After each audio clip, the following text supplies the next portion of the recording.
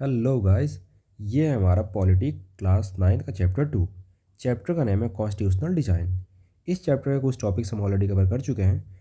जैसे हम इंट्रोडक्शन देख चुके थे। इसमें हमें ये पता है कि कॉन्स्टिट्यूशन क्या है एग्जैक्टली, है ना। कॉन्स्टिट्यूशन एक रिटन डॉक्यूमेंट है जिसमें ये बताया गया है कि कैसे गवर्नमेंट फॉर्म की जाती है, वो कैसे डिसीजन लेते हैं, और फिर जो हमारे जो सिटीजन है हमारे कंट्री का, उनको कौन कौन सी राइट दी गई है ना। तो ये सारी चीज़ें कहाँ मेंशन है कॉन्स्टिट्यूशन में। इसके बाद हम एक चीज़ यहाँ पे देखे थे, अपार्थेड सिस्टम, जो साउथ अफ्रीका में प्रिवेलेंट था। अपार्थेड सिस्टम क्या है? एक रेशियल डिस्क्रिमिनेशन है। रेशियल डिस्क्रिमिनेशन कहने का मतलब कि स्किन कलर के हिसाब से उनको डिस्क्रिमिनेट किया जाता था। जो वाइट माइनॉरिटी थे, जो गोरे लोग थे, वो काले लोग को क्या करते थे? डिस्क्रिमिनेट करते थे, इसलिए क्योंकि उनका रंग काला था, है ना। अब आपको पता है इस वजह से उनको कुछ राइट्स उनको डिनाई किए जाते थे, जैसे वोटिंग राइट, फ्रीडम उनको नहीं दी जाती थी, इक्वालिटी उनको मेंटेन नहीं करने मिलता था, है ना। अब ये डिस्क्रिमिनेटरी सिस्टम जो वहाँ प्रिवेलेंट था, तो इसके अगेंस्ट में ऑब्वियस सी बात है कि स्ट्रगल होगा, प्रोटेस्ट होगा, है ना। तो इस प्रोटेस्ट के जो सबसे मेन लीडर थे, उनका नाम क्या था? नेल्सन मंडेला, जो 28 साल तक जेल में भी रहते हैं ना, 1964 से। इसके आगे हम देखे थे कि यहाँ पे फिर नया कॉन्स्टिट्यूशन बन गया था 1994 में, वो कंट्री डेमोक्रेटिक कंट्री बन गया था। इसके बाद हम कुछ टॉपिक्स में और देख चुके थे कि why do we need a constitution, constitution हमें चाहिए क्यों। तो इसमें हम देख चुके थे to generate trust and coordination, to specify how government will be constituted, है ना, to limit the powers of government, to protect fundamental rights. तो ये सारी चीज़ें हमें क्यों चाहिए, है ना। कॉन्स्टिट्यूशन में जब ये सब चीज़ें दी हुई हैं तो ये सब चीज़ें हमें क्यों प्रोवाइड की गई है ना। तो यही है यहाँ पे कि why do we need a constitution, constitution हमें क्यों चाहिए, तो ये सारी चीज़ें प्रोवाइड की जाती हैं। इसके आगे है मेकिंग ऑफ इंडियन कॉन्स्टिट्यूशन। इसमें हम हिस्टोरिकल बैकग्राउंड देख चुके थे कि ब्रिटिश रूल के टाइम पे हमें इक्वलिटी डिनाई की जाती थी। पॉलिटिकल पावर हमारे कंट्री के जो लोग थे, जो इंडियंस थे, उनके पास मेजरली पॉलिटिकल पावर थे नहीं, है ना। इंडिपेंडेंस के बाद क्या हुआ? डेमोक्रेसी इस्टेब्लिश की गई, जस्टिस और इक्वालिटी प्रमोट किया गया। इसके बाद हम यहाँ पे देख चुके थे कॉन्स्टिट्यूंट असेंबली, है ना, संविधान सभा। तो ये इस चीज़ में कुछ पॉइंट्स थे, जैसे फर्स्ट मीटिंग उसकी कब हुई थी, ये सब चीज़ें आपको याद करनी थी। मैं बताया था आपको मेकिंग प्रोसेस क्या था। उसको बनाने में 2 साल 11 महीने और 18 दिन लगे थे हमें, है ना। इसके बाद एक जो टॉपिक था वो था आइडियाज़ और taken from constitution of various countries. जैसे यूके से हमें क्या क्या लेने, मतलब कौन कौन सी चीज़ हम यूके से लिए हैं। रूल ऑफ लॉ है, बाइकैमरलिज्म है। यूएसए से क्या लिए थे, तो ये सारी चीज़ हम ऑलरेडी कवर कर चुके हैं ना। इसके बाद जो आज हमें जो टॉपिक्स कवर करने हैं वो है guiding values of Indian constitution. अब इसमें जो पहला पॉइंट है, जो पहला टॉपिक वो है द प्रियम्बल। प्रियम्बल है क्या एग्जैक्टली, पहले आप ये समझो। प्रियम्बल आप समझ सकते हो, जो हमारा कॉन्स्टिट्यूशन है, जो हमारा संविधान है, उसकी एक आईडी कार्ड है। मतलब कि हमारे कॉन्स्टिट्यूशन में क्या क्या प्रोवाइड की गई है, उसको अगर शॉर्टेस्ट फॉर्म में अगर आपको देखा जाए या फिर कहाँ पे वो मेंशन किया गया है, तो वही है प्रियम्बल। आप यहाँ देख सकते हो कि preamble is the introduction to constitution. Constitution का क्या इंट्रोडक्शन है, कहने का मतलब ही हमारे कॉन्स्टिट्यूशन में क्या क्या प्रोवाइड की जाएगी, हमारे कॉन्स्टिट्यूशन में जो चीज़ें दी गई हैं उसके ऑब्जेक्टिव क्या है ना, उसका एम क्या, उसका गोल क्या है। तो ये सारी चीज़ें बहुत ही शॉर्टर फॉर्म में यहाँ पे मेंशन की गई है। तो उसी चीज़ को हम क्या बोलते हैं? Preamble. It reflects the philosophy and the objectives of constitution, है ना। तो ये है हमारा प्रियम्बल। अब यहाँ पे आप देख सकते हो ये प्रियम्बल का फोटो है। यहाँ पे क्या लिखा हुआ, स्टार्टिंग यहाँ से आप देख सकते हो, the people of India have solemnly resolved to constitute India into sovereign socialist secular democratic republic. तो ये सारी चीज़ें क्या है, ये कहाँ मेंशन्ड है? प्रियम्बल में। अब यही सब चीज़, इन सब चीज़ों का जो प्रोविज़न है डिटेल्ड फॉर्म में, वो हमारे संविधान में दिया हुआ है ना, हमारे कॉन्स्टिट्यूशन में दिया हुआ है। इसका शॉर्टेस्ट फॉर्म है वो कहाँ मेंशन्ड है? प्रियम्बल में। अब ये जो टर्म यहाँ पे मेंशन्ड है, जस्टिस, लिबर्टी, इक्वलिटी, फ्रेटर्निटी, तो ये सारी चीज़ें हम लाइन बाय लाइन देखते हैं अब यहाँ पे। की values in the preamble. Preamble में जो वैल्यूज मेंशन किए गए हैं हमारे प्रियम्बल में, वो कौन कौन से हैं? पहला है सोवरेन, फिर सोशलिस्ट, फिर क्या है? Secular, then democratic, then republic. अब आप बताओ कि सोवरेन क्या है, सोवरेन का मतलब क्या है, सोवरेनिटी का मतलब क्या है एग्जैक्टली। सोवरेनिटी का एग्जैक्ट हिंदी मतलब है संप्रभुता, है ना। यहाँ पे आप देख सकते हो इसका मतलब क्या हो सकता है। India is free from external control. कहने का मतलब कि हमारे कंट्री का जो डिसीजन है, हम किस हिसाब से अपना डिसीजन लेंगे, जो इंटरनल इन्फैक्ट होगा या फिर एक्सटर्नल डिसीजन हमारे कंट्री का होगा, उस पर किसी अदर नेशन या फिर किसी अदर जो कंट्री है उसका कोई कंट्रोल नहीं है, इनफैक्ट कोई रोल नहीं है उनका, है ना। तो ये सारे डिसीजन हम कैसे लेते हैं? इंडिपेंडेंटली लेते हैं ना। तो अगर कोई भी कंट्री ये सारे डिसीजन खुद के हिसाब से लेता है, अपने पब्लिक के हिसाब से लेता है, मतलब अपने पब्लिक वेलफेयर के हिसाब से लेता है, तो उस चीज़ को हम क्या बोलते हैं? सोवरेन बोलते हैं, सोवरेन कंट्री। तो हमारा इंडिया क्या है? सोवरेन कंट्री है ना। इसके आगे जो दूसरा वर्ड है, जो दूसरा टर्म है, वो है सोशलिस्ट। सोशलिस्ट का क्या मतलब है? The state works to reduce inequalities. अब कोई भी कंट्री सोशलिस्ट कब होगा? जब वहाँ पे कोई इनइक्वालिटीज़ नहीं हो। इनइक्वालिटीज़ कहने का मतलब कि किसी भी इंसान को, किसी भी सिटीजन को रिलीजन या कास्ट, इन सब चीज़ों के हिसाब से उसको डिस्क्रिमिनेट ना किया जाए, तो क्या होगा? सोशलिस्ट होगा, है ना। हालांकि इसके और भी मतलब है, लेकिन इस चैप्टर में भी इतना ही जानना है, बहुत शॉर्टर फॉर्म में। सेकुलर।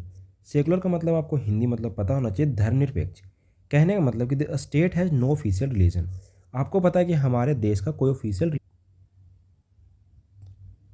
तो सेकुलर का मतलब क्या है? कि हमारे कंट्री का कोई ऑफिशियल रिलीजन नहीं है। कहने का मतलब आपको पता है कि हमारे कंट्री में जितने भी रिलीजन हैं, हिंदू हो, इस्लाम हो, सिख हो, क्रिश्चियनिटी हो, जो भी हो, तो सारे को यहाँ पे इक्वली ट्रीट किया जाता है। कहने का मतलब कि कोई रिलीजन ऊपर नहीं है, या फिर किसी रिलीजन को स्टेट रिलीजन नहीं माना गया है, कोई ऑफिशियल रिलीजन नहीं हमारे कंट्री का, है ना। तो ये क्या हो गया? हमारा कंट्री सेकुलर कंट्री हो गया। All religions are treated equally, है ना। इसके बाद डेमोक्रेटिक। आपको मैं पहले ही पिछले चैप्टर में अच्छे से बता चुका हूँ कि government is elected by the people. यहाँ पे जो सरकार है उसको हम चुन के भेजते हैं वहाँ पे, है ना। जो हमारे रिप्रेजेंटेटिव होते हैं हमारे कॉन्स्टिट्यूएंसी में, उसको हम क्या करते हैं? चुनते हैं, है ना। तो उसकी उनकी इलेक्शंस होती हैं time by time, term by term. तो उसके बाद क्या होता है? उनको चूज़ करके भेजा जाता है। तो ये है डेमोक्रेटिक। उसके आगे है रिपब्लिक। रिपब्लिक का मतलब है head of the state is elected not hereditary. कहने का मतलब कि जो हमारे हेड ऑफ स्टेट हैं, जो प्रेसिडेंट हैं, वो क्या है? इलेक्टेड है। इनडायरेक्ट इलेक्शन के थ्रू उनको भी इलेक्ट किया जाता है। आपको पता है कि ब्रिटेन में क्या है? वो हेरिडेटरी है, वहाँ पे राजा रानी अभी भी चल रहे हैं। लेकिन हमारे कंट्री में क्या है? Head of state is elected. हालांकि वो इनडायरेक्ट इलेक्शन है, डायरेक्ट प्रेसिडेंट का इलेक्शन नहीं होता है, स्टिल वो क्या है? इलेक्टेड ही है ना। तो ये हो गया रिपब्लिक। तो ये सारे जो टर्म्स हैं इनको बहुत ही ब्रीफली आपको जानना है इस क्लास के चैप्टर में। इसके बाद जो है चैप्टर, ये जो पॉइंट है, अगला जो टॉपिक है वो है ऑब्जेक्टिव्स ऑफ प्रियम्बल। जो नेक्स्ट टॉपिक है वो है ऑब्जेक्टिव्स ऑफ प्रियम्बल। प्रियम्बल में क्या गोल मेंशन किए गए हैं ना, क्या ऑब्जेक्टिव वाला है प्रियम्बल का। पहला जो टर्म है वो है जस्टिस। जस्टिस क्या? Social, economic and political. तो ये तीनों टाइप ऑफ जस्टिस हमारे कॉन्स्टिट्यूशन में मेंशन किए गए हैं ना। तो ये चीज़ क्या है आप ध्यान से समझो। Citizens can't be discriminated on the ground of caste, religion, gender. आपको पता है कि हमारे कंट्री में किसी भी इंसान को उसके कास्ट के हिसाब से, या फिर उसके धर्म के हिसाब से, या फिर जेंडर, अगर कोई मेल हो या फीमेल हो, तो इन सब के बेसिस पे कोई डिस्क्रिमिनेशन नहीं है ना। तो ये क्या प्रमोट करता है? जस्टिस ही प्रमोट कर रहा है ना ये directly. Social inequalities have to be reduced. जो सोशल इनइक्वालिटीज़ है कि मतलब किसी को कास्ट के बेसिस पे अगर हम डिस्क्रिमिनेट ना कर रहे हो, तो इससे क्या है? इनइक्वालिटीज़ रिड्यूस ही तो हो रहा है ना। Government should work for the welfare of all. ये ऑब्वियस सी बात है, ये गवर्नमेंट का जो मेन जो रोल है, या फिर मेन जो उसका ऑब्जेक्टिव वो क्या है? वेलफेयर ऑफ इट्स सिटीजन, है ना। Specially of the disadvantage group, जो माइनॉरिटी हों या फिर जो अंडर प्रिविलेज लोग हों, तो उन स्पेशली उनका जो वेलफेयर है वो मेजर प्रायोरिटी होना चाहिए गवर्नमेंट का, है ना। जस्टिस के बाद जो टर्म दिया वो है लिबर्टी। लिबर्टी का आप डायरेक्ट एंड डायरेक्ट मतलब समझ सकते हो, आज़ादी। किस बात की आज़ादी? Liberty of thought, expression and belief. अब आपको पता है किसी चीज़ को सोचने के लिए किसी के ऊपर तो कोई प्रतिबंध है नहीं। हमारे कंट्री में अगर कोई इंसान कोई बात सोचना चाह रहा हो तो इसके ऊपर, इनफैक्ट किसी कंट्री में सोचने के ऊपर कोई रिस्ट्रिक्शन तो नहीं है ना भाई।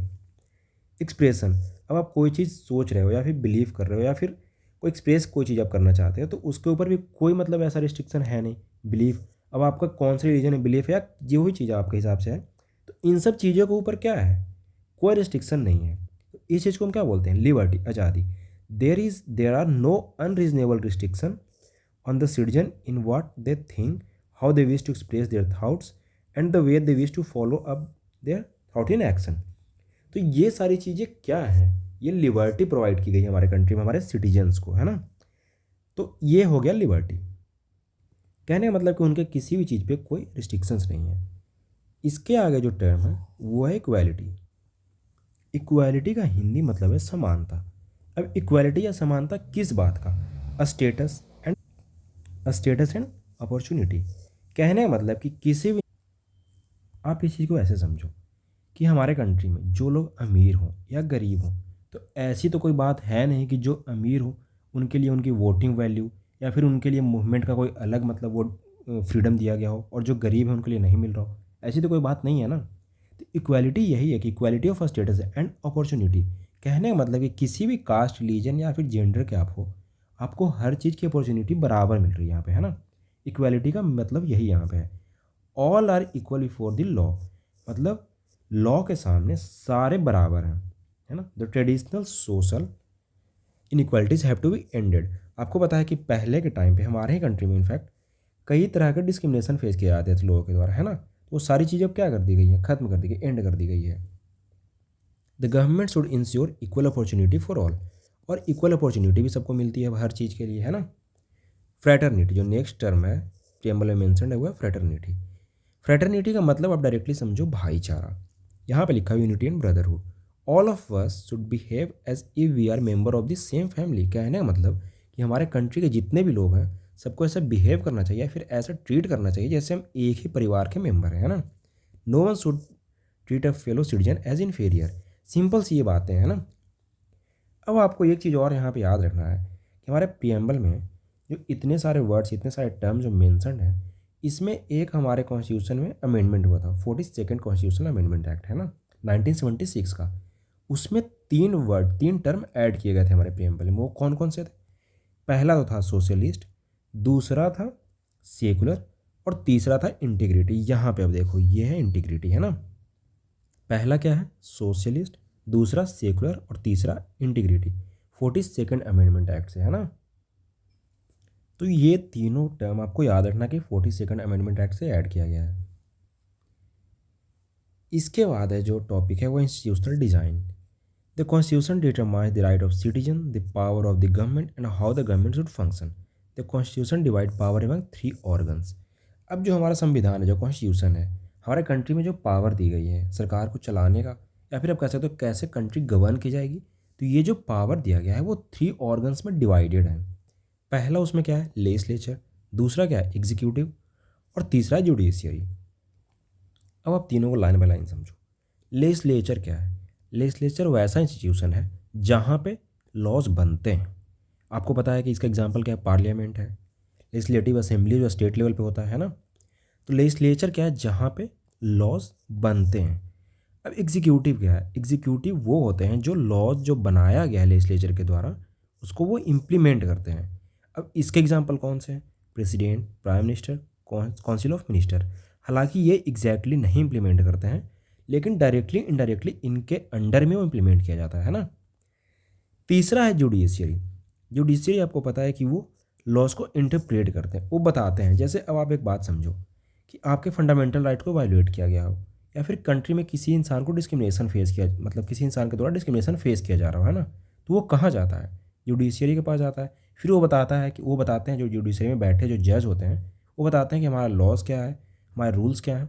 तो जुडिशियरी का मेन काम यही है, इंटरप्रिटेशन ऑफ लॉज, है ना।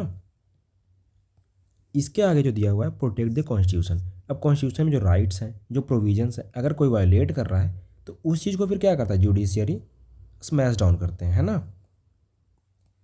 तो आप ऐसे ध्यान समझ जाना कि लेजिस्लेचर लॉज बनाते हैं, एग्जीक्यूटिव लॉज को इम्प्लीमेंट करते हैं, और जो जुडिशियरी है वो लॉज को इंटरप्रेट करते हैं। वो बताते हैं कि क्या सही लॉज है या फिर उसमें क्या मतलब सुधार होना चाहिए।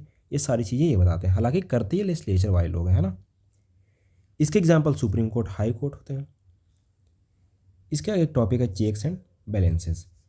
ईच ऑर्गन, जो ये तीनों ऑर्गन लेजिस्लेचर, एग्जीक्यूटिव और जुडिशियरी, ये आपस में check the power of others. कहने का मतलब ये है कि अगर लेजिस्लेचर अपने पावर का मिसयूज करना स्टार्ट कर दे तो फिर उन सब चीज़ों को स्मैश कौन करता है? जैसे आपको मैं बताया हूँ ऑलरेडी कि अगर कोई गलत लॉज बना दिया गया हो लेजिस्लेचर के थ्रू, तो जुडिशियरी क्या करता है? उन सब चीज़ों को स्मैश डाउन करता है। कहने का मतलब उस चीज़ को ख़त्म कर देता है, उन सब लॉज को, है ना। तो इससे क्या होता है? चेक्स एंड बैलेंसेस मेंटेन की जाती है। Prevents the concentration of power. अब आप देखो कि ये तीनों जो ऑर्गन्स हैं इनमें पावर डिस्ट्रीब्यूट की गई है। ऐसा तो है नहीं कि लेजिस्लेचर ही इंप्लीमेंट भी करेगा या फिर इंटरप्रेट भी करेगा। तो सबका पावर क्या है? डिवाइडेड है। तो इससे क्या है? कंसंट्रेशन ऑफ पावर नहीं हुआ। किसी एक जो बॉडी है, एक इंस्टीट्यूशन है, एक जो ऑर्गन है, उसके हाथ में एक्सेसिव पावर नहीं है। अगर एक्सेसिव पावर आ जाए तो क्या होगा? फिर मिसयूज़ हो जाएगा उस चीज़ का, है ना। इसके आगे इंश्योर्स डेमोक्रेटिक फंक्शनिंग। अब इन्हीं सब की वजह से क्या है, डेमोक्रेटिक फंक्शनिंग हमारे कंट्री में प्रमोट की जाती है, फिर मेंटेन की जाती है ना। अब कंक्लूजन क्या है, the constitution of India is a living document. अब आपको एक टर्म समझना है कि लिविंग डॉक्यूमेंट कैसे है हमारा कॉन्स्टिट्यूशन। आपको पता है कि टाइम बाय टाइम हमारे कंट्री में जो कॉन्स्टिट्यूशन है, हमारा संविधान जो है, उस चीज़ में क्या होता है, अमेंडमेंट होता है आर्टिकल 368 के थ्रू, है ना। तो इससे क्या होता है, संविधान में चेंजेस आते हैं। तो जब कोई भी चीज़ अगर बदल रहा हो या फिर चेंज आ रहा हो तो वो कैसा प्रतीत होता है, कैसा वो प्रिटेंड किया जाता है कि वो लिविंग है, वो लाइव है ना। तो इसलिए हमारा कंट्री का जो कॉन्स्टिट्यूशन है, जो संविधान है, वो क्या है, लिविंग डॉक्यूमेंट है। कहने का मतलब उसमें बदलाव किए जाते हैं, उसमें कई चीज़ें ऐड की जाती हैं, कुछ चीज़ें रिपील की जाती हैं, मतलब ख़त्म किया जाता है ना। तो इससे हमारा जो संविधान है, जो कॉन्स्टिट्यूशन है, वो क्या बन जाता है, एक लिविंग डॉक्यूमेंट बनता है ना। It reflects the dream and aspiration of people of India. ये जो संविधान है, इसमें ये बताया गया कि हमारे कंट्री के जो लोग हैं वो क्या ड्रीम करते हैं, वो क्या अचीव करना चाहते हैं अपने लाइफ में, उनकी क्या एस्पिरेशंस हैं, है ना। It ensures democracy, equality, justice and freedom. अब जो प्रोविज़न हमारे कॉन्स्टिट्यूशन में मेंशन्ड है, उससे क्या चीज़ें प्रमोट की जाती हैं, जस्टिस आपको बताया था यहाँ पे पीछे में, social, economic and political justice, तीनों टाइप के। इक्वालिटी, आपको पता है कोई डिस्क्रिमिनेशन किसी को फेस नहीं करना है। फ्रीडम है, सबको लिबर्टी दी गई यहाँ पे। Without a constitution democratic country can't function smoothly. अब जब किसी कंट्री में अगर आप उस कंट्री को अगर आप डेमोक्रेसी अगर उसमें प्रमोट करना चाहते हो, वहाँ पे संविधान ही नहीं है, तो ऑब्स्टेकल्स तो आएंगे ही, है ना। तो इससे क्या है, संविधान जो कॉन्स्टिट्यूशन है उसका फ़ायदा क्या है कि हमारा कंट्री डेमोक्रेटिक रहे, इसमें उस चीज़ को और एक बूस्ट मिलता है ना। तो ये हमारा चैप्टर का एंड है। तो इसके आगे का जो चैप्टर हम नेक्स्ट लेक्चर में कवर करेंगे, है ना। So thank you so much, do like, subscribe and share this videos as well.